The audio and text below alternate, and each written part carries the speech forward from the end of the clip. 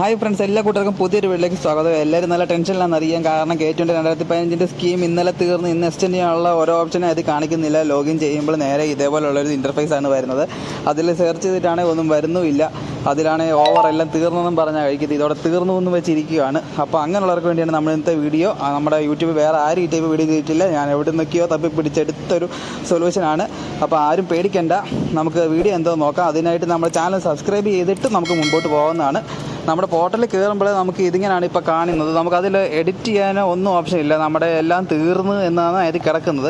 അപ്പോൾ എനിക്കറിയാൻ കഴിഞ്ഞത്, നിങ്ങൾ ആരും പേടിക്കേണ്ട, നമുക്ക് ഇനി ഇത് എക്സ്റ്റെൻഡ് ചെയ്യാനുള്ള ഓപ്ഷനുണ്ട്. അത് ഇന്ന് 16-ാം തീയതി ആയിട്ടേ ഉള്ളൂ. ഒന്നെങ്കിൽ ഈ മാസം ലാസ്റ്റോട് കൂടിയോ അടുത്ത മാസം ഫസ്റ്റോട് കൂടിയോ നമുക്കിത് എക്സ്റ്റെൻഡ് ചെയ്യാനുള്ള ഒരു ഓപ്ഷൻ നമുക്ക് അവിടെ കിട്ടുന്നതാണ്. ആരും പേടിക്കുകയൊന്നും വേണ്ട.